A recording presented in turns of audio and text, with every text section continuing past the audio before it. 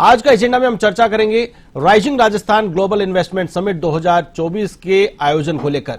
एक और जहां सत्ता पक्ष लगातार राइजिंग राजस्थान इन्वेस्टमेंट समिट को सफल बताकर पीठ थपथपाने में जुटी है, तो वहीं दूसरी ओर विपक्ष सवालिया निशान लगा रहा है। क्या ये एमओयू धरातल पर उतरेंगे या नहीं? हालांकि मुख्यमंत्री भजनलाल शर्मा ने इस बात पर जवाब दिया है, स्थिति को स्पष्ट करने की कोशिश की है कि 2 साल बाद फिर से ऐसी समिट आयोजित होगी और 2 साल बाद हर एक एमओयू का हिसाब किताब दिया जाएगा। इसी पर चर्चा करेंगे। चर्चा करने के लिए मेरे साथ स्टूडियो में मौजूद हैं कांग्रेस प्रवक्ता राजेश कटारा जी, आपका बहुत बहुत स्वागत है। बीजेपी प्रवक्ता लक्ष्मीकांत पारिक जी, आपका भी बहुत बहुत स्वागत है। राजेश जी, लगातार विपक्ष हमलावर था, हालांकि दबे स्वर में वेलकम भी किया जा रहा था rising Rajasthan global investment summit. विपक्ष ने स्वागत किया, आपके प्रदेशाध्यक्ष ने स्वागत किया, लेकिन स्वागत के साथ साथ एक संदेश जरूर जोड़ा कि ये एमओयू क्या धरातल पर उतरेंगे? क्या ये एमओयू सिर्फ एक मार्केटिंग का माध्यम बनेंगे? क्या सरकार की वाहवाही का ढोल पीटने का काम करेंगे या फिर वाकई में धरातल पर ये उतरेंगे? अगर धरातल पर उतरते हैं तो ये वाकई में काबिले तारीफ है, ये बात भी कही गई है। अब मुख्यमंत्री ने स्पष्ट किया है 5 साल सत्ता में रहने वाले हैं, ये नहीं कि लास्ट के साल में ये आयोजन किया गया है, पहले साल में आयोजन करके और काम करके दिखाने की इच्छा शक्ति के साथ में यह जवाब दिया गया है कि 2 साल बाद फिर आयोजन होगा और पूरा हिसाब किताब दिया जाएगा। राजेश जी, देखिए आशीष जी, अच्छी बात है अगर इस तरह के एमओयू हुए हो, धरातल पर उतरे, परंतु ये देखने वाली ये बात है कि जिस तरह से अव्यवस्था हुई, जिस तरह से अव्यवस्थाओं का भंडार हुआ, जिस तरह से यहाँ गायक कलाकार सोनू निगम जी आए, उन्होंने विदेशी प्रधानमंत्री की भी तारीफ करी, यहाँ के प्रधानमंत्री जी के लिए, सीएम के लिए भी जिस तरह से जो शब्दों का प्रयोग किया, उस पर सोचने वाली बात है। दूसरा, जिस तरह की व्यवस्था हुई खाने लंच को लेकर के, जिस तरह से भागम भाग रही, अब अभी भी कोई सुनने को मिला, मुख्यमंत्री जी काफिले में भी कोई शायद हादसा हुआ है, ऐसा सुनने को मिला है सूत्रों से जी। हाँ भाई, अच्छा है कोई हताहत ना हो, ठीक रहे। तो इस तरह की व्यवस्था रही, कचरे के जगह जगह ढेर पड़े हुए हैं, रोडों की जो स्थिति है, और जो एमओयू हुए हैं वो कंपनियों को सोच समझ के करना चाहिए कि जिसका कोई टर्नओवर हो उसी को जमीन दी जाए। ये नहीं कि जमीन उनको बांट दी जाए, बाद में वो धरातल पर ना उतरे। धरातल पर उतरते हैं, अच्छी बात है, काम करना चाहिए। सरकार, जनता ने आपको मैंडेट दिया है और आप धरातल पर काम करिए अगर अच्छा है तो। बिल्कुल। लक्ष्मीकांत जी, लगातार जिस प्रकार से विपक्ष ने स्वागत तो किया है, लेकिन स्वागत के साथ ही एक लंबी लिस्ट जरूर जोड़ दी है। जिन लोगों को जमीन बांटी जाएगी वो एक वैल्यूएबल कंपनी हो, उसे जमीन दी जाए, ऐसे नहीं कि भूंगड़ों के भाव में जमीन बांट दी गई हो। इसके अलावा कचरे के ढेर हो, सड़क हो, या फिर अव्यवस्थाओं को लेकर जो सवाल उठाए जा सकते हैं, वो तमाम सवाल विपक्ष की ओर से उठाए जा रहे हैं। और दूसरी ओर आपकी पार्टी, आपकी सरकार लगातार इस आयोजन को लेकर, इसकी सफलता को लेकर पीठ थपथपा रही है। देखिए, सबसे पहले आपके माध्यम से देश और विदेश से पधारे सभी निवेशकों का हार्दिक स्वागत, अभिनंदन करता हूं। आज जिस प्रकार के समिट का अंतिम दिन है, उस प्रकार से जिस प्रकार से लोग यहाँ पर पधारे हैं और पधार कर उन्होंने राजस्थान के विकास के लिए अपनी भूमिका के बारे में उन्होंने कहा है कि हम राजस्थान के विकास के और विकसित भारत की ओर प्रगतिशील रहेंगे और साथ जुड़ेंगे, ये निवेशकों ने यहाँ पर आकर कहा है। वे लोग जो यहाँ से चले गए थे या क्या वो प्रवासी राजस्थानी थे, उन सब ने भी अपनी धरा पर आकर अपराध को गौरवान्वित महसूस किया है। तो समझता शानदार कार्यक्रम हुआ है। इसके लिए मैं समझता हूँ विपक्ष को शायद साधुवाद देना चाहिए राजस्थान के यशस्वी मुख्यमंत्री को, जिन्होंने एक हिम्मत वाला काम किया कि अपने प्रथम वर्ष के कार्यकाल में, प्रथम वर्ष में इस प्रकार का आयोजन किया। देखिए, 2 बातें इधर होती है तिवारी सर यहाँ पर जी। माननीय गहलोत साहब ने भी ऐसा कार्यक्रम किया, लेकिन अपने कार्यकाल के अंतिम दिनों में किया, जिसकी उनकी कोई जवाबदेही तय नहीं कर पाया। मैं डोडासरा साहब को खुली अपील देता हूं, माननीय प्रवक्ता जी यहाँ पर बैठे, कटारा साहब, बता दें कि यशस्वी पूर्व मुख्यमंत्री आदरणीय श्री गहलोत साहब के कार्यकाल में समिट हुआ था, उसमें कितने लोगों को जमीन आवंटित किए, कितने कार्य धरातल पर, बता दें। चूंकि विषय यहाँ पर ये नहीं है, विषय यहाँ पर ये उठता है कि राजस्थान के मुख्यमंत्री ने कम से कम यह काम तो किया कि उसने अपने पहले वर्ष के कार्यकाल में इस प्रकार का आयोजन करके साबित कर दिया कि उनकी इच्छा शक्ति क्या है। जो राजस्थान का मुख्यमंत्री अपनी जवाबदेही को स्वीकार करने की क्षमता रखता है, वह उसका नाम है भजनलाल शर्मा। देखिए, यदि ये समिट जिस प्रकार से माननीय मुख्यमंत्री कहा कि आगामी 11 दिसंबर को मैं इसका जवाब दूंगा, निश्चित रूप से बड़ा कथन है मुख्यमंत्री का। और फिर मुख्यमंत्री से बढ़कर कहा कि 9, 10, 11 दिसंबर 2 साल बाद फिर से इसी प्रकार का आयोजन होगा। तो ये जवाबदेही तय करता है कि राजस्थान के मुख्यमंत्री इसको कितने आशान्वित है और कितना उन्होंने धरातल पर काम किया है। बिल्कुल लक्ष्मीकांत जी, मैं यहां पर आपको रोकना चाहूंगा। मैं इस बात की स्थिति भी स्पष्ट करवाना चाहूंगा आपके माध्यम से। लगातार जिस प्रकार से जिस उद्देश्य को लेकर ये समिट आयोजित की गई थी, हालांकि पूरी मेहनत की गई है, विदेशों के दौरे किए गए। अगर विदेश के दौरे पर मुख्यमंत्री जाते हैं, वहां की व्यवस्थाओं को संभालते हैं, वहां के निवेशकों को राजस्थान आने के लिए आमंत्रित करते हैं, इस बात को लेकर भी विपक्ष ने सवाल उठाए कि अनाप शनाप बजट खर्च कर दिया गया। विदेशों के दौरे पर मुख्यमंत्री गए, राजस्थान में लॉ एंड ऑर्डर एक बड़ा मुद्दा बना रखा है विपक्ष ने। जिस प्रकार से अभी भी प्रवक्ता राजेश कटारा जी ने इस बात को उठाया कि काफिले की गाड़ी एक्सीडेंट हुई है, अव्यवस्थाओं का आलम है। लगातार इस बात को लेकर सत्ता पक्ष को कटघरे में खड़ा किया जा रहा है कि जो व्यवस्थाएं हैं वो व्यवस्थाएं नहीं संभाली जा रही है। जो काम करने चाहिए सरकार को, उस काम की दिशा से लोगों को भटकाने का काम किया जा रहा है। ये लगातार आरोप कांग्रेस की ओर से लगाया जा रहा है, विपक्षियों की ओर से लगाया जा रहा है। हालांकि जो समिट की गई है वो वाकई में काबिल तारीफ है और उस बात की तारीफ विपक्ष भी कर रहा है। और जिस प्रकार के एमओयू हुए हैं, अगर वो एमओयू धरातल पर उतरते हैं तो ये वाकई में एक माइलस्टोन होगा प्रदेश की दशा और दिशा बदलने के लिए। और जिस प्रकार से पहले साल में ये समिट हुई है तो वाकई में सभी को बेसब्री से इंतजार है कि ये एमओयू वाकई में धरातल पर उतरेंगे। लक्ष्मीकांत जी, आपने इस बात सवाल किया और माननीय कटारा साहब ने प्रश्न खड़ा किया, निश्चित जवाब देना चाहिए। जवाब इस बारे में बनता है कि राजस्थान के यशस्वी मुख्यमंत्री विदेश गए, विदेश दौरे पर जाकर निवेश को आमंत्रित किया। राजस्थान के यशस्वी मुख्यमंत्री का साहस था कि उसे जाकर आमंत्रित किया। जनता उन्हें बुरी बुरी प्रशंसा करती है, विपक्ष उन्हें घेरने का प्रयास कर रहा है। चूंकि एक विषय बदलता हूं और विषय बदलकर आपको 6 वर्ष पूर्व ले जाना चाहता हूं। राजस्थान के अंदर कांग्रेस का शासन बना, माननीय अशोक गहलोत जी राजस्थान मुख्यमंत्री बने और राजस्थान के मुख्यमंत्री बनने के बाद 1 वर्ष तक केवल और केवल मात्र सत्ता का मुगली संघर्ष चलता रहा। माने गहलोत जी पायलट के बीच में जनता की सुन लेने की फुर्सत नहीं थी उन्हें यह नहीं था कि राजस्थान करना है, इस विषय चर्चा ही नहीं थी। सिर्फ होटलों में कैद विधायक थे, एक होटल में, और मनोरंजन करते हुए नेता थे। और सुनते हुए जिस प्रकार से अभी सोनू निगम की बात करते, ऐसे कवियों को लेकर राजस्थान के यशस्वी मुख्यमंत्री माननीय गहलोत साहब, अशोक गहलोत जी होटल में कविता पाठ सुन रहे थे। जनता त्राहिमाम कर रही थी, न पानी की व्यवस्था थी, न बिजली की व्यवस्था थी। राजस्थान के रोजगार की बात तो छोड़ दीजिए, और कानून व्यवस्था को धत्ता बताते हुए राजस्थान में महिलाओं की स्थिति बद से बदतर हो चली थी। उस शासनकाल, गहलोत शासनकाल में रोजाना बलात्कार के आंकड़े बढ़ते जा रहे थे। SC ST पर जिस प्रकार अत्याचार लगातार बढ़ते जा रहे थे, मैं समझता हूं चोरी, अन्याय और राजस्थान डकैती घटनाएं लगातार बढ़ रही थी। उनमें 6 से प्रतिशत अधिक गिराव राजस्थान के वर्तमान मुख्यमंत्री शासनकाल में, माननीय शासनकाल में गिरा है। ये इस बात को साबित करता है कि राजस्थान के मुख्यमंत्री अपनी जनता के लिए कितने सचेत है। दूसरी बात, सड़कों की बात की, पिछले 1 वर्ष में राजस्थान के यशस्वी मुख्यमंत्री भजन लाल शर्मा के नेतृत्व में, माननीय दिया कुमार जी के नेतृत्व में, PWD के माध्यम से, माननीय झावर लाल जी खन्ना के माध्यम से, UDH के माध्यम से राजस्थान के सड़कों का नेटवर्क बिछाने का काम किया, राजस्थान सड़कों को सुधारने का काम किया, तो माननीय भजन लाल जी सरकार ने किया है। बता दें पिछले 2 वर्षों के अंदर माननीय गहलोत जी ने कितने कॉन्ट्रैक्ट साइन किए थे, या उनकी सरकार कितने PWD सड़कें बनाई थी, कितना बजट दिया था, बता दें। राजस्थान के यशस्वी मुख्यमंत्री भजन लाल शर्मा ने अपने पहले बजट में सड़क, शिक्षा और स्वास्थ्य पर विशेष ध्यान देने का काम किया। ये राजस्थान मुख्यमंत्री के हृदय से जनता को काम करने की दर्शाता है। चूंकि उसका एक बहुत बड़ा कारण है तिवारी सर, मैं बताता हूं, कटारा साहब इस बात में मानेंगे। राजस्थान के यशस्वी मुख्यमंत्री भजन लाल शर्मा किसान ग्रामीण परिवेश से आते हैं। वे जानते हैं कि पालत कैसे होती है, जानते हैं बिजाई कैसे होती है, वे जानते हैं कटाई कैसे होती है, किस प्रकार किसान को सर्दी की रात गुजारनी पड़ती है, तब की दोपहर के अंदर हल चलाना पड़ता है। वे इस बात को जानते हैं। वे जानते हैं कि एक किस प्रकार से गरीब घर का, मिडिल क्लास का बच्चा कैसे पढ़ता है, उसके पिता का स्वास्थ्य कैसे ठीक हो सकता है, इस बात जानते हैं। माननीय यशस्वी मुख्यमंत्री जिस प्रकार से बनने के बाद अन्नपूर्णा योजना के माध्यम से उसमें गुणवत्तापूर्वक भोजन देने का काम किया, जिस प्रकार से जो काम किया, राजस्थान यशस्वी मुख्यमंत्री ने युवाओं की आवाज को पहचाना। और राजस्थान के यशस्वी मुख्यमंत्री ने 15 तारीख को शपथ ली, 16 तारीख को SIT गठन किया और पेपर लीक माफिया को कड़ी कार्रवाई करने का काम किया। ये राजस्थान के मुख्यमंत्री का साहस है। अब इस साहस को चुनौती देने का पड़ता। राइजिंग राजस्थान एक बहुत बड़ा पहलू है। मैं बार बार कहता हूं, ये राजस्थान के युवाओं को रोजगार देने की दिशा में बहुत बड़ा कदम होगा मुख्यमंत्री जी का।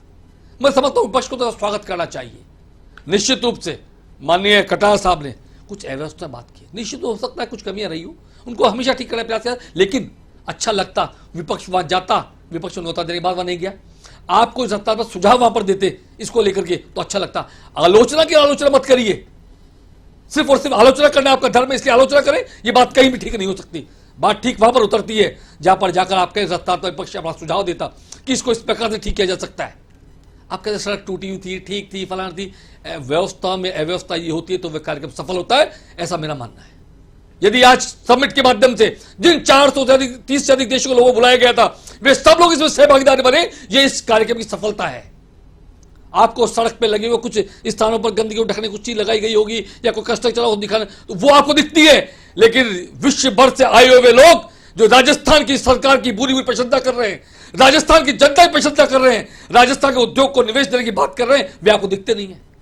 मेरा आपको बहुत विनम्रता से अनुरोध है, पूरी धरा भी साथ दे तो और बात है, तू जरा भी साथ दे तो और बात है, यूं तो एक पैर से भी चल लेते हैं, दूसरा भी साथ दे तो और बात है। मैं पक्ष के नेताओं से अनुरोध करूंगा, माननीय डोडा साहब से अनुरोध करूंगा, माननीय गहलोत साहब से अनुरोध करूंगा, माननीय पायलट साहब से अनुरोध करूंगा और माननीय कटार साहब से भी अनुरोध करूंगा कि आप आइए और राजस्थान के सर्वांगीण विकास में जो राजस्थान के मुख्यमंत्री कार्य कर रहे हैं उस पर अपना योगदान दीजिए। इस विपक्ष की भूमिका नहीं खाई, हो सकता है कमियां रही हो, कमियों को ठीक करेंगे, हम सब मिलकर करेंगे, लेकिन राजस्थान की बात को कम से कम बड़ा करके तो रखिए। राहुल गांधी से आचरण मत करिए कि हिंदुस्तान के बाहर जाकर हिंदुस्तान बुराई करते हैं, मैं काम कृपया मत करिए। राहुल गांधी जी की बात नहीं करें, ज्यादा ठीक है। नहीं करूंगा। देखो मोदी जी ने भी बहुत कुछ बुराई की, मोदी जी ने भी ये बोला हुआ कि इस भारत देश में पैदा होना ही बड़ा शर्म की बात है, ये मोदी जी के बयान। मैं तो कभी मोदी जी कहां से आ गए? बता दीजिए, बता दीजिए, बिल्कुल कहीं बता दीजिए। नो माइंड खटारा, प्लीज आप दीजिए, एविडेंस दीजिए, लाइए, मोबाइल होगा आपका, गूगल ड्राइव कर लीजिए, बात तिवारी साहब बता दीजिए, गलत बात करते हैं, गलत बयानी करते हैं और करेंगे कुछ है नहीं, कहिए आप कुछ बताइए, चलिए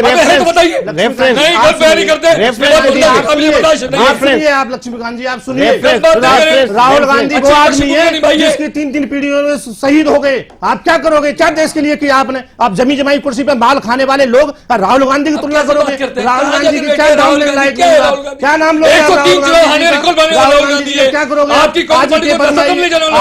तुम चंदा दे रहे हो,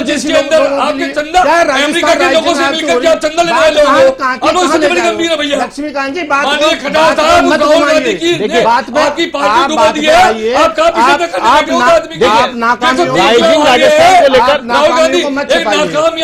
नाकामियों को मत छिपाइए लक्ष्मीकांत जी, जोर से बोल करके नाकामी मत छिपाइए। मोदी जी का जुमला है, ये मोदी जी का जुमला है जो जमी जमाई कुर्सी पर बैठते हैं और देश को विश्वास करते हैं। बिल्कुल माफ किया आप लोगों ने आय दुगनी करने के नाम पर 750 किसानों को रोड पे शहीद करवा दिया। आज वो किसान फिर किसानों की बात करते हो आप, किसानों के बारे में क्या जानते हो आप, क्या जानते हो? किसान 750 किसान शहीद हुए कि नहीं हुआ आप बताइए। गोल्ड मेडलिस्ट के साथ में क्या हुआ? आप राजस्थान की बात करें, कहाँ राहुल गांधी जी की बात कर रहे हो? राहुल गांधी राजस्थान आप कर लोगे? आज की चर्चा राइजिंग राजस्थान को लेकर के है, बताइए। आज की चर्चा राइजिंग राजस्थान को लेकर के है, नरेंद्र मोदी और राहुल गांधी को लेकर के नहीं है। आज की चर्चा को राइजिंग राजस्थान के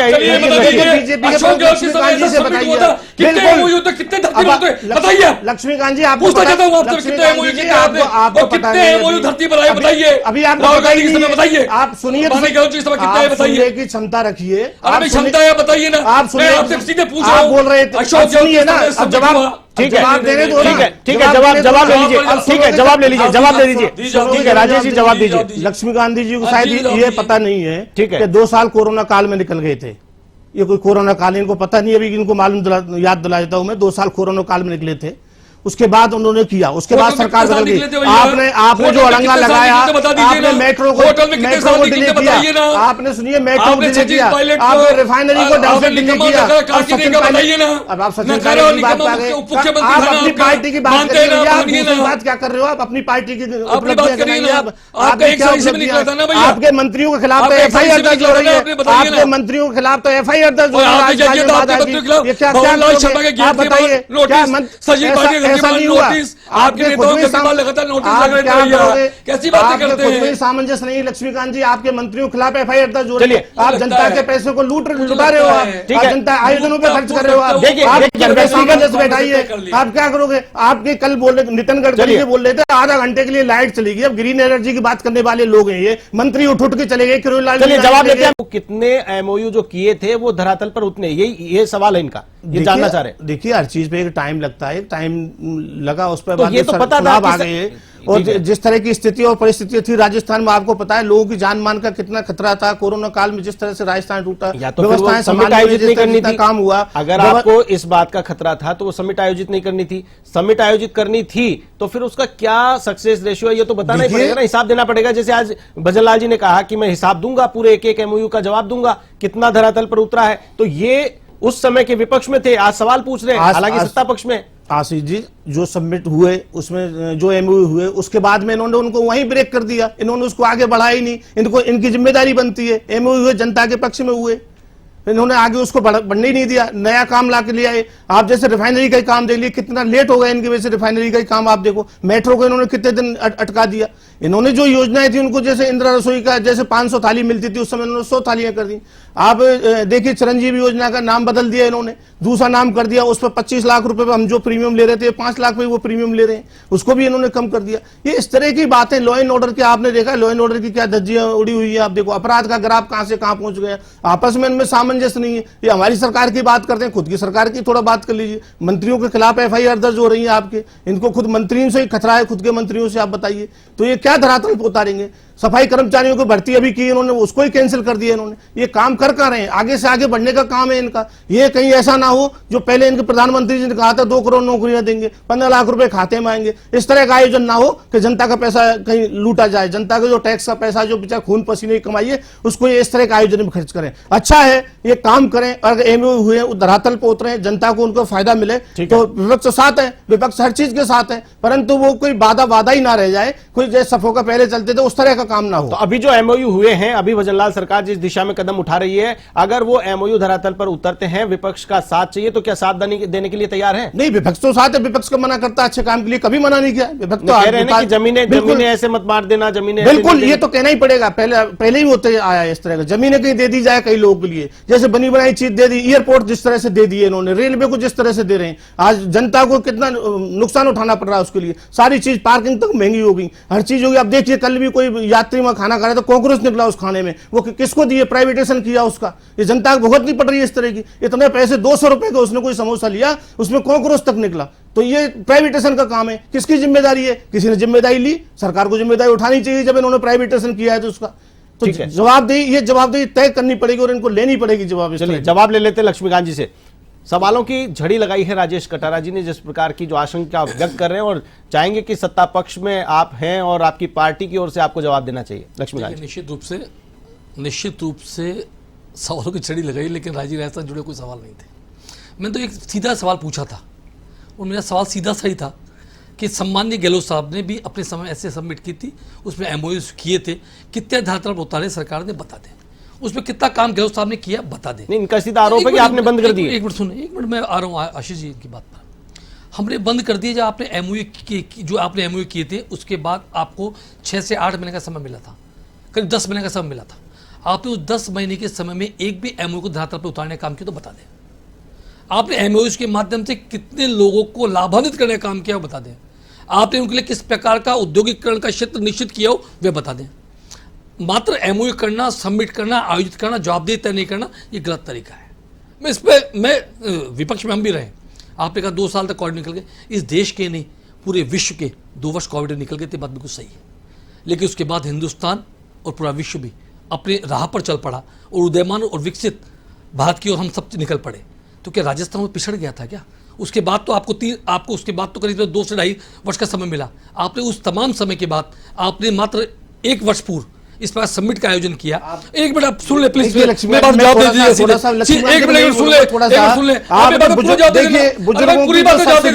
कोरोना काल में जो बुजुर्गों की सब्सिडी खत्म की, आज तक वो खत्म कर रखी है। आज तक अपने नहीं जोड़ी। रेलवे में जो जवाब है वो ले लो। आपका सप्लीमेंट्री सवाल है वो बाद में मैं आपको समझ दूंगा।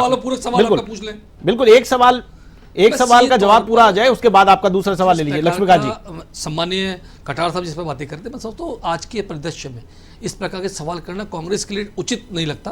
मतलब कांग्रेस में बैठकर चिंतन और मनन करना चाहिए कि किस प्रकार से राजस्थान के विकास और विकसित राजस्थान बने दिशा भारतीय जनता पार्टी की बनला सरकार काम कर रही है, वो साधुवाद देना चाहिए।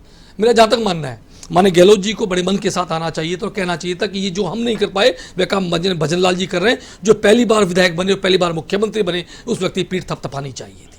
मैं समझता हूँ अक्षय ऊर्जा के माध्यम से जिस प्रकार के ऊर्जा के क्षेत्र में आत्मनिर्भर बनाने का काम 2027 तक करने लक्ष्य माननीय भजन लाल जी रखा है, उसमें हम निश्चित रूप से सफल होंगे। राजस्थान में सबसे बड़ी बात यही होगी कटार साहब, आप भी जान लो, दर्शकों को बता देता हूं कि राजस्थान ऊर्जा के क्षेत्र में आत्मनिर्भर बनेगा। सबसे ज्यादा एमओयू किस विषय पर हुए हैं तो सौर ऊर्जा के माध्यम से, अक्षय ऊर्जा के माध्यम से हुए हैं। ऊर्जा की अपार संभावनाओं के बाद भी राजस्थान को आपने पिछले 5 वर्षों में, मैं फिर से बोलता हूं, इन 5 वर्षों में आपने ऊर्जा के क्षेत्र में कोई काम नहीं किया। एक भी नई यूनिट आपने वसुंधरा सरकार के बाद में आपने उत्पादित की हो तो बता दें। इसलिए राजस्थान में बिजली के क्षेत्र में आप निम्नतम स्तर पर आ गए और महंगी बिजली खरीदने को आप मजबूर है। राजस्थान इसी को खत्म करने का काम कोई साहस कर रहा है तो माननीय भजन लाल जी कर रहे हैं। तो मैं समझता हूं, और जिस प्रकार का काम माननीय भजन लाल जी ने राजस्थान में किया है, वह शायद एक मुख्यमंत्री जो पहली बार विधायक बना हो, एक किसान के बेटा जो पहली बार आया हो राजनीतिक क्षेत्र में, जिस प्रकार का उसे दायित्व मिला हो, उसके बाद जो करने का साथ भजन लाल जी किया था, वह बहुत बड़ी काम है। आज ईआरसी का मुद्दा था, माननीय कमलनाथ जी ने महापाप किया, उसके भागीदार माननीय गहलोत जी बने, इसको रोक के रखने का काम किया, उस काम को ठीक करने का काम किसी ने किया, पुण्य के भागीदार कोई आदमी बना तो माननीय भजन लाल जी बने। तो राजस्थान के संपूर्ण विकास, संपूर्ण जनता की सोच के साथ कोई आदमी आगे बढ़ने का काम करते भजन लाल जी कर रहे हैं। अभी मेरे फाजिल दोस्त कह रहे थे कि राजस्थान के कानून व्यवस्था की स्थिति खराब है। राजस्थान में कानून व्यवस्था की स्थिति आंकड़े बताते हैं, और आंकड़े झूठ नहीं बोलते कि राजस्थान में 6 से 7% अपराध का ग्राफ गिरा है। तुष्टिकरण राजनीति राजस्थान में बंद हो गई है। रामगंज में 2 मोटरसाइकिल भिड़ंत पर 50 लाख रुपए देने वाले मुख्यमंत्री आज राजस्थान के मुख्यमंत्री नहीं है।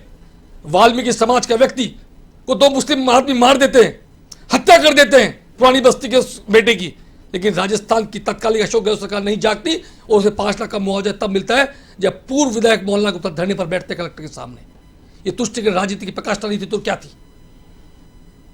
तो मैं समझता कन्हैया लाल का गला काट देना हो या नहीं तुष्टिकरण राजनीति करने का विषय रहो, कांग्रेस तुष्टिकरण राजनीति बाहर निकलने का काम कांग्रेस ने कभी नहीं किया।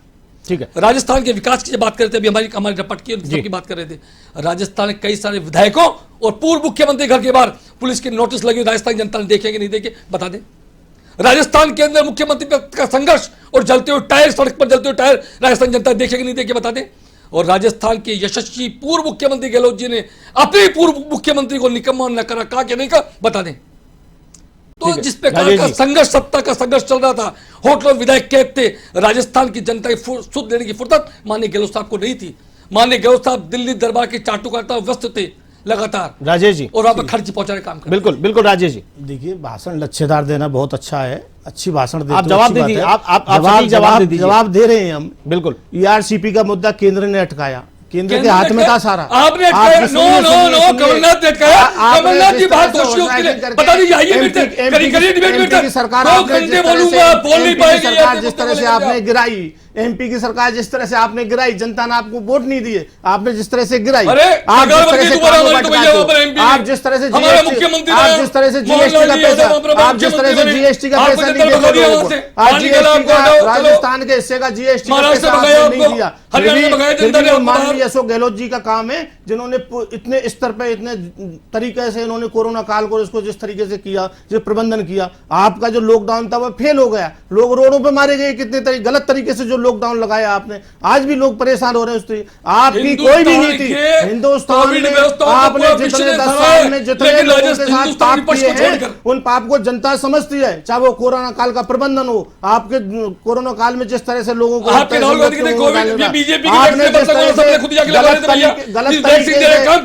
जिस तरह से गलत तरीके से जीएसटी लगाई, जीएसटी में आपने व्यापारियों को देखिए आरोप प्रत्यारोप का दौर, अगर आरोप राइजिंग राजस्थान